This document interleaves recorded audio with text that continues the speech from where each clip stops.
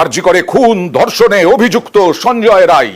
সঞ্জয় রায় অপরাধ মানসিকতা প্রথম থেকেই, অনেক ধরনের অপরাধ করেছে এই সঞ্জয় রায়। নিজেকে সিভিক ভলান্টিয়ার হিসেবে পরিচিত ছিল, সিভিক ভলান্টিয়ার হিসেবে কাজ করত, কিন্তু অবাধ যাতায়াত ছিল আরজি করে। এমনকি মত্ত অবস্থাতেও আরজি করে যাতায়াত ছিল। সরাসরি চলে যাব প্রতিনিধি অর্পিতার কাছে। অর্পিতা, আরো কুকীর্তি প্রকাশ্যে আসছে, সেই কুকীর্তিগুলো জানতে চাইবো।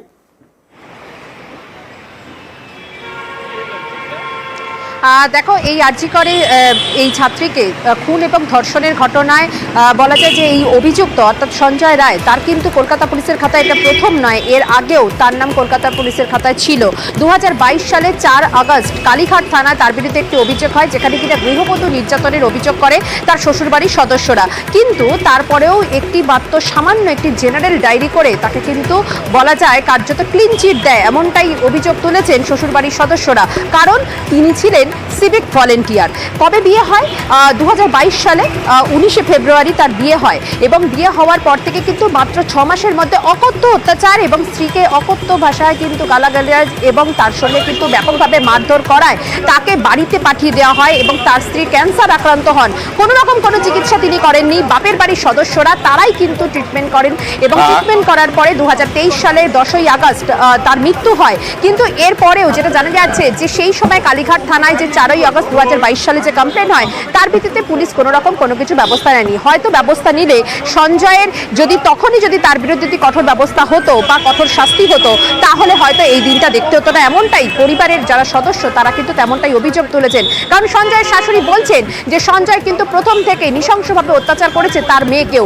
আজকে এই আরজি করে ছাত্রীকে যেভাবে তাকে ধর্ষণ এবং খুন করা হয়েছে বলে অভিযোগ, সেই ঘটনা কিন্তু তার মেয়েকে যেভাবে মানসিকভাবে অত্যাচার করা হতো, শারীরিকভাবে অত্যাচার করা হতো, কালীঘাট থানার পুলিশ যদি 2022 সালে সেই অ্যাকশন যদি নিতেন, তাহলে হয়তো এই দিনটা আজকে দেখতে হতো না। এমনটাই বড় প্রভাবশালী যে কালীঘাট থানা কোন রকম ব্যবস্থা নিল না, অভিযোগের পরেও কি বলছেন শাশুড়ি এবং শালী? ওই মারধর করতো, মদ খেয়ে আসতো, বোনকে মারতো, বোন আমাদেরকে জানিয়েছিল। তারপর থেকে ওর সাথে আর কোনো নেই, আমাদের মরার পর থেকে কোনো কন্ট্যাক্ট নেই ওর সাথে। আপনার বোনের যখন বিয়ে হয় তখন কি আপনারা জানতেন যে ও কিসে কাজ করে বা কোথায় কাজ করে? ওর আগে বিয়ে ছিল? সে বলেছিল পুলিশে চাকরি করি। বিয়ের কথা সেটা আমরা পরে জানতে পেরেছি, বিয়ের পরে। সে তো শাস্তি ওকে দিতেই হবে, এইভাবে যা করেছে। হ্যাঁ, অনেক কষ্ট পেয়েছে আমার দিদি। কি হয়েছিল? মেয়ে যখন মারধর করতো, মেয়ে আমাকে কেঁদে কেঁদে বলতো যে আমাকে এমনি মেরেছে, গয়না নিয়ে নিয়েছে, করেছে। হ্যাঁ, অত্যাচার খুব করতো। তারপরে আমি খবর পেয়েছি তো আমি থানায় জানালাম, কালীঘাট থানায়। রাত্রিবেলা 2টোর সময় এমনি 2022 সালে। হ্যাঁ, থানায় 2বার জানিয়েছি, কোনো কিছু করা শুনবাই নেই। কেন কি জানি, পুলিশ বলেই কি? হ্যাঁ, ওনার মেয়ে মানে আমার মেয়ে, ওর যা কষ্ট হয়েছে আমার মেয়েও কষ্ট হয়েছে। এই যে অত্যাচারী করলো, এ খারাপ করলো। কত বড় অপরাধী ছিল এই সঞ্জয় রায়, ভয়ঙ্কর অপরাধী এই সঞ্জয় রায়। মারধর, শ্বাসরোধ করে খুন, খুনের পর ধর্ষণ, সিভিক ভলান্টিয়ারের বিকৃত লালসার শিকার আরজি করে চিকিৎসক পড়ুয়া। জেরায় উঠে এসেছে চাঞ্চল্যকর তথ্য। নেক্রোফিলিয়ায় আক্রান্তরা এভাবে মৃতদেহের সঙ্গে যৌন সম্পর্ক তৈরি করে, এর জন্য তারা খুন করতেও পিছপা হয় না। এরকম ঘৃণ্য অপরাধের পরেও তারা থাকে ভাবলেশহীন, বেপরোয়া, ঠিক যেমন সঞ্জয়, যে বলেছে ফাঁসি দিলে ফাঁসি দিন।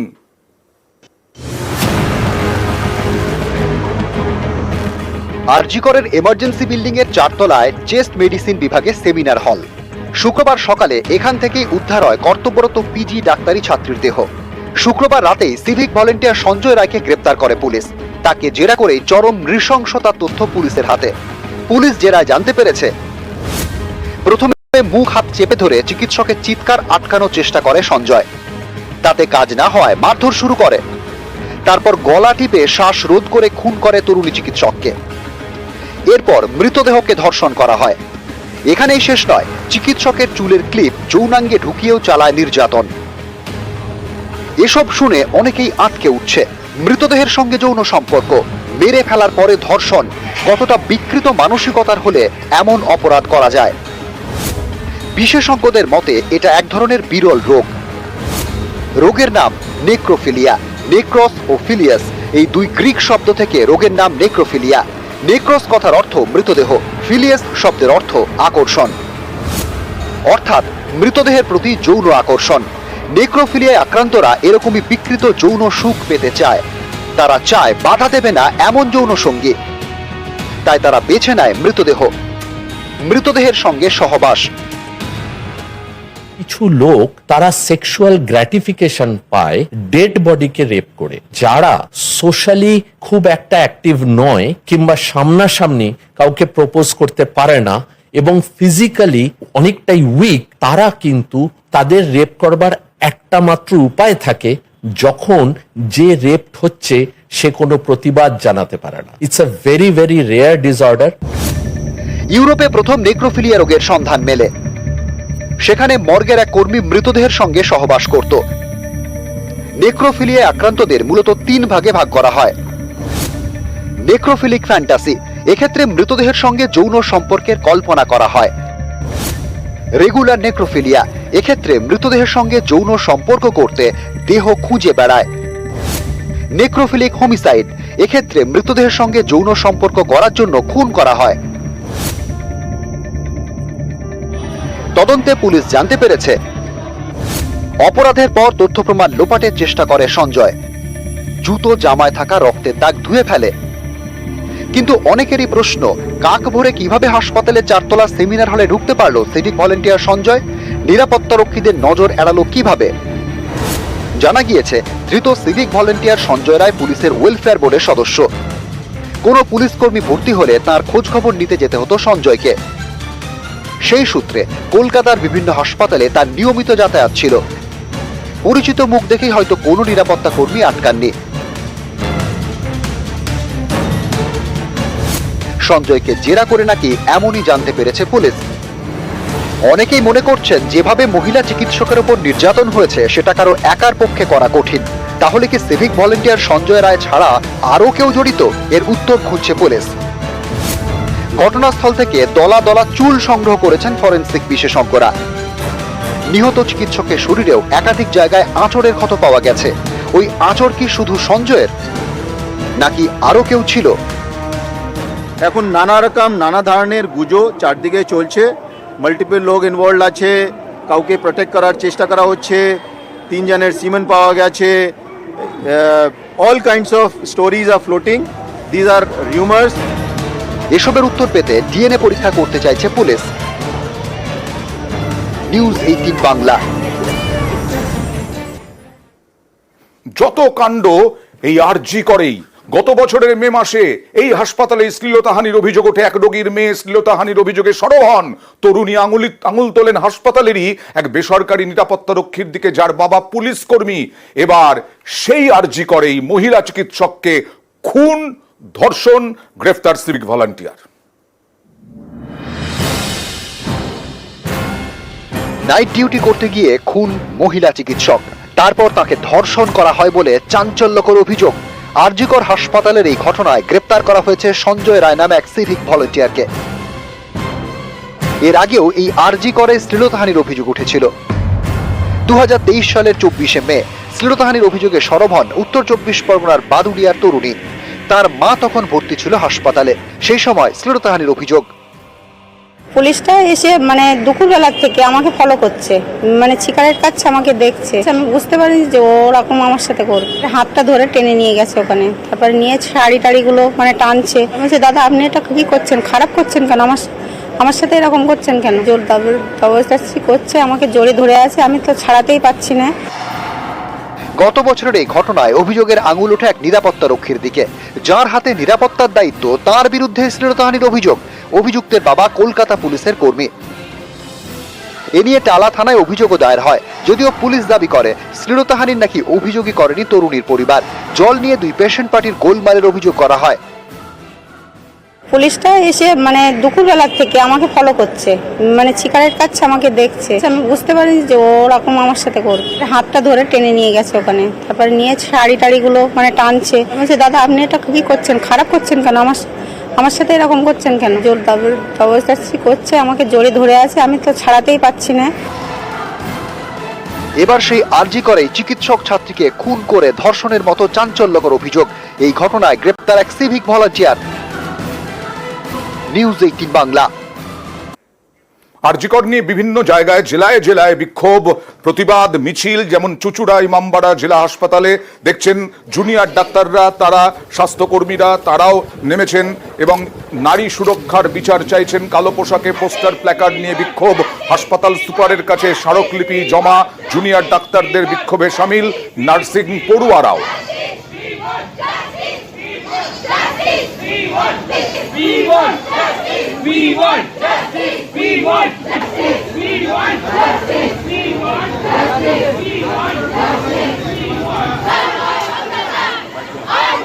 মেদিনীপুর মেডিকেল কলেজের ছবি দেখাবো। মেদিনীপুর মেডিকেল কলেজেও কর্মবিরতি, জুনিয়র ডাক্তারদের নিরাপত্তার দাবি। আরজিকরের ঘটনায় প্রতিবাদ আন্দোলন। মেদিনীপুর মেডিকেল কলেজের ছবি দেখছেন। কর্মবিরতির জেরে সম্পূর্ণ বন্ধ মেদিনীপুর মেডিকেল কলেজ হাসপাতালের আউটডোর। সকাল থেকে আউটডোরের টিকিট কেটে ঘন্টার পর ঘন্টা লাইনে দাঁড়িয়ে বাড়ি ফিরতে হচ্ছে রোগীদের। জুনিয়র ডাক্তারদের দাবি, তাদের নিরাপত্তা সুনিশ্চিত করতে হবে, অবিলম্বে ছাত্রী খুনে জড়িতদের কঠোর শাস্তি দিতে হবে।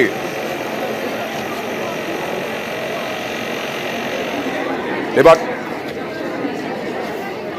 আজকে ওপিডি আর নন এমার্জেন্সি সার্ভিসেস সবগুলো বন্ধ থাকবে।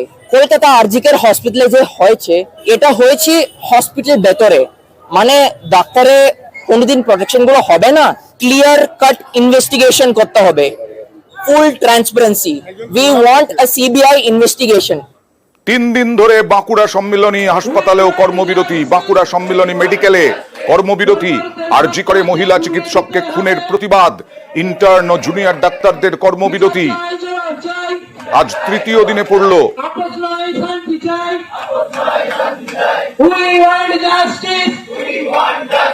ডাক্তারদের নিরাপত্তার সুব্যবস্থা করতে হবে,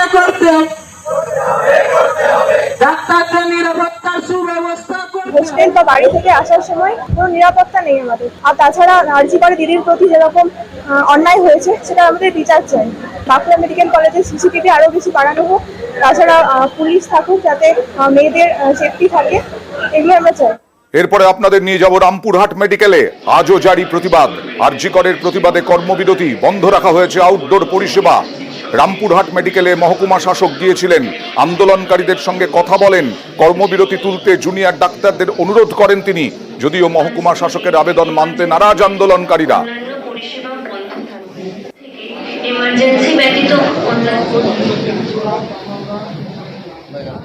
যারা আসল দোষী তাদের চিহ্নিত করে তাদের শাস্তির ব্যবস্থা করতে হবে এবং তার সাথে সাথে বাকি মেডিকেল কলেজগুলোরও সকলের সুরক্ষার জন্য যে পদক্ষেপগুলি গ্রহণ করা দরকার রাজ্য সরকারের, সেগুলিও গ্রহণ করতে হবে। তা আমাদের উদ্দেশ্য কর্মবিরতি নয়, আমাদের উদ্দেশ্য যেন সকলের সুরক্ষা এবং আমরা যেন সকলকে সুরক্ষাটা দিতে পারি, তাই আমাদেরও যেন সেই মেন্টাল পিসটা থাকে যে আমরা নিজেরা সুরক্ষিত। আমাদের মেডিকেল কলেজেরও কিছু কিছু সমস্যা রয়েছে, যেমন প্রপার সিকিউরিটি, পুলিশ ফাঁড়ির ব্যবস্থা এবং সিসিটিভি সব জায়গায় যেন লাগানো হয়, এবং আমাদের সুরক্ষার জন্য এই দাবিগুলো নিয়েও আমরা বসেছি। আশা করছি যে জাস্টিস খুব তাড়াতাড়ি প্রিভেল হবে। ছেলে মেয়েদের কিছু লোকাল দাবি দেওয়া আছে, সেই দাবি দেওয়ার কথাটা আমরা সকলেই শুনেছি। এসডিও সাহেব ছিলেন, প্রিন্সিপাল ম্যাডামও ছিলেন এখানে। আমরা সেটাই অ্যাটেনশন দিচ্ছি, আমরা চেষ্টা করছি খুব তাড়াতাড়ি সেই সমাধানটা করতে। ধারবার মেডিকেলের ছবি দেখাবো, সেখানেও কর্মবিরতি, প্রতিবাদ বিক্ষোভ ডাক্তারি পড়ুয়াদের। হাসপাতালে শুধু জরুরি পরিষেবা খোলা, দোষীদের দৃষ্টান্তমূলক শাস্তির দাবিতে বিক্ষোভ।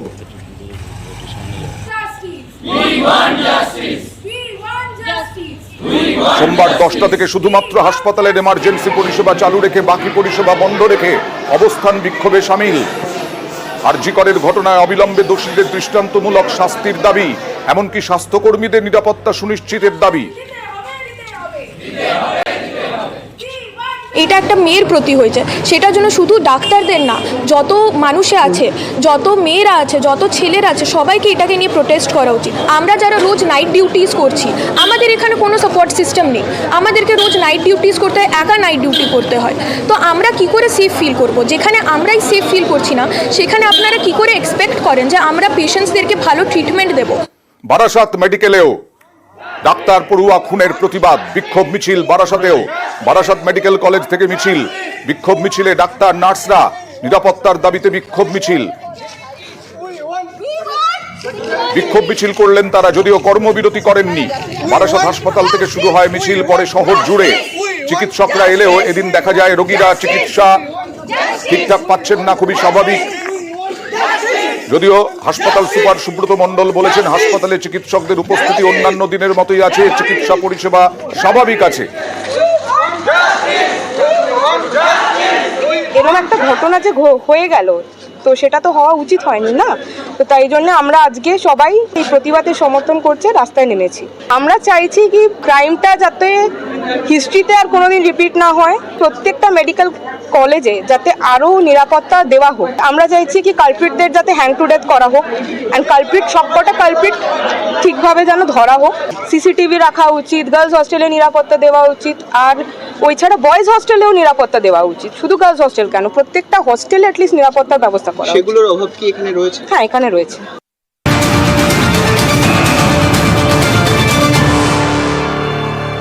চিকিৎসা না পেয়ে রোগী মৃত্যুর অভিযোগ মুর্শিদাবাদ মেডিকেল কলেজে। উত্তেজনা, বুকে ব্যথা নিয়ে এসেছিলেন একজন রোগী এবং তারপর কর্মবিরতি চলছে চিকিৎসকদের, জুনিয়র ডাক্তারদের।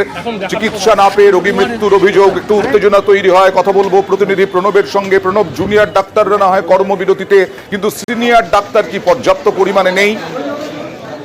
না দেখো, সিনিয়র ডাক্তাররা পর্যাপ্ত পরিমাণে রয়েছে বলেই কিন্তু হাসপাতালের দাবি, এবং তারা যেহেতু আউটডোরে সকালবেলা থেকেই আউটডোর সামলাচ্ছিলেন এবং অন্যান্য ডিপার্টমেন্ট থেকেও চিকিৎসকদেরকে নিয়ে এসে তোমার আউটডোরে সামলাচ্ছিলেন, সেই কারণে এমার্জেন্সিতে ছিল না বলেও অভিযোগ। এবং প্রায় ঘন্টা চারেক বেলডাঙ্গা থেকে পিয়ারুল শেখ বুকে ব্যথা নিয়ে আসা হয়েছিল তাকে মুর্শিদাবাদ মেডিকেল কলেজে, কিন্তু সেখানে যেহেতু সিনিয়র চিকিৎসকরা সেই সময় আসতে পারেননি বা দেখতে পারেনি, তারপর যখন 12টার দিকে আসে সেই সময় কিন্তু রোগী মারা যায় বলে অভিযোগ। এবং পরিবারের লোকরাও অভিযোগ যে ঘন্টা চারেক ধরে চিকিৎসকের জন্য অপেক্ষা করলেও চিকিৎসকদেরকে পাওয়া যায়নি। যদিও হাসপাতাল কর্তৃপক্ষ, যিনি এমএসডিপি রয়েছে ননাদি রায়চৌধুরী, তিনি কিন্তু স্বীকার করেছেন যে যেহেতু জুনিয়র ডাক্তাররা কর্মবিরতি পালন করছে, সেই কারণে সিনিয়র ডাক্তারদেরকে দিয়ে আউটডোর চালাতে হচ্ছে, সেই কারণে একটা ল্যাগ রয়েছে।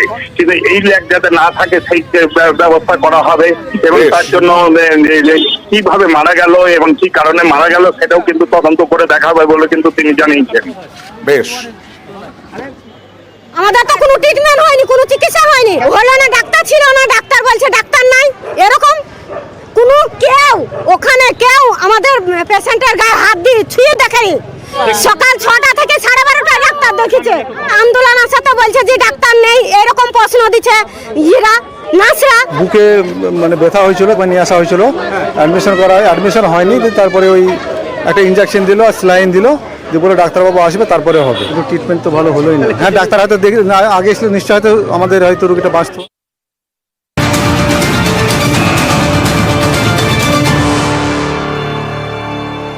এবার অবাক করা একটা ছবি দেখাবো। বিভিন্ন স্কুলের ছবি দেখাই, ভাঙা চোরা। এটা একেবারে কলেজ, জমা জলের মধ্যে ক্লাস করতে হচ্ছে বিষ্ণুপুর রামানন্দ কলেজে। পড়ুয়াদের কি অবস্থা দেখুন, পা মাটিতে রাখতে পারছেন না তারা, জমা জলে ভোগান্তি, নিকাশি আটকে বাঁধ নির্মাণের জেরে বিপত্তি বলে অভিযোগ। কি বলছে পড়ুয়ারা দেখুন। পরিস্থিতি এখানে পুরো জলে ডুবে গেছে। আমরা জলের মধ্যে থেকে আমরা পরীক্ষা দিয়েছি, ক্লাসরুমের মধ্যে তো জল ঢুকে গেছে, জলের মতো রয়েছে একটুখানি, ড্রেনের পাস করা রয়েছে, সেটার উপরে হেঁটে হেঁটে আমরা যাচ্ছি, তার উপরে জল উঠে গেছে। কথা বলবো প্রতিনিধি দেবব্রতর সঙ্গে। দেবব্রত, বলা হচ্ছে যে বাঁধ নির্মাণ হয়েছে নিকাশি উপরেই, এই রকম অভিযোগ। কতদিনের আগে এই বাঁধ তৈরি হয়েছে, কতদিন ধরে এই সমস্যা? একেবারেই দেখো, দীর্ঘ পুরনো এই বাঁধ, ঐতিহ্যের বাঁধ লালবাঁধ। এই লালবাঁধ কিছুদিন আগেই, অর্থাৎ কয়েক বছর আগেই সংস্কার করা হয়। ঠিক তখনই অভিযোগ, কারণ এই যে রামানন্দ কলেজ রয়েছে, এই রামানন্দ কলেজের জল নিকাশির যে নালা রয়েছে, সেই নালা ওই বাঁধের ওপর, বাঁধের জলাশয়ের ওপর পড়তো। কিছুদিন আগে, অর্থাৎ কয়েক বছর আগেই যখন বাঁধ সংস্কার করা হয়, তখন এগ্রি ইরিগেশন দপ্তরের পক্ষ থেকে অভিযোগ আসছে যে তখন ওই নিকাশি নালা যে জায়গা রয়েছে সেখানে তা রেখেই কিন্তু এগ্রি ইরিগেশন দপ্তর বাঁধ সংস্কার করে। তবে এগ্রি ইরিগেশন দপ্তর কিন্তু একেবারে চাঞ্চল্যকর অভিযোগ করছে। তারা বলছে তারা যেভাবে রেখে এসেছিল, তারপরে কেউ বা কারা সেটা বন্ধ করে দিয়েছে, অর্থাৎ লালবাঁধের জল ধারণ ক্ষমতা বাড়ানোর জন্য উঁচু করে দেওয়ায় জল নিকাশি নালা বন্ধ হয়ে যায়, যার ফলে গত কয়েকদিন ধরে বৃষ্টিপাতের জেরে রামানন্দ কলেজ চত্বরে জল উপচে পড়ে এবং সেই এবার সমস্যার সমাধানটা কিভাবে সম্ভব? একেবারে এগ্রি ইরিগেশন দপ্তরের সঙ্গে আমরা যোগাযোগ করেছিলাম, ওনারা জানাচ্ছেন যে যেহেতু সমস্যা হয়েছে সমস্যার সমাধান করা হবে এবং কে বা কারা এই ধরনের কাজ করেছে সেই বিষয়টিও তদন্ত করে দেখা হবে এবং যদি কেউ অসৎ উদ্দেশ্যে এই কাজ করে থাকে তার বিরুদ্ধে ব্যবস্থা নেওয়া হবে। অবশ্যই আমরা চাই যে তদন্ত হোক এবং দ্রুত পড়ুয়াদের এই সমস্যার সমাধান হোক।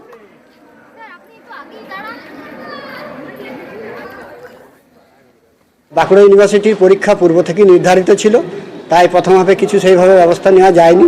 মূল সমস্যার কারণ এইদিকে যে কোনাতে দুটো সাঁকো ছিল, এবারে এই যে জলটা বৃষ্টির জলটা বেরোনোর আউটলেট নেই, কাজে এইখানে যদি সাঁকো দুটো বসিয়ে দেওয়া যায় তাহলে এই জল কিন্তু থাকবে না। অনেক পরীক্ষার্থী আছে তো, কাজে অন্যান্য রুম থাকলেও ইমিডিয়েটলি ব্যবস্থা করা যায়নি। এগ্রি ইরিগেশন যেটা করেছিল জল বেরিয়ে যাওয়ার জন্য, সেফটির জন্য, যাতে ওয়াটার লগিং না হয়, আমাদের যে স্ট্রাকচার করা ছিল তার উপরে আলাদা একটা স্ট্রাকচার হয়েছে ওয়াটার স্টোরেজ বেশি করার জন্য, একটা বেরিয়ার তৈরি হওয়ার জন্য ওয়াটার লগিং তৈরি হয়েছে। পূর্ব অবস্থায় এলে সমস্যার সমাধান হয়ে যাবে।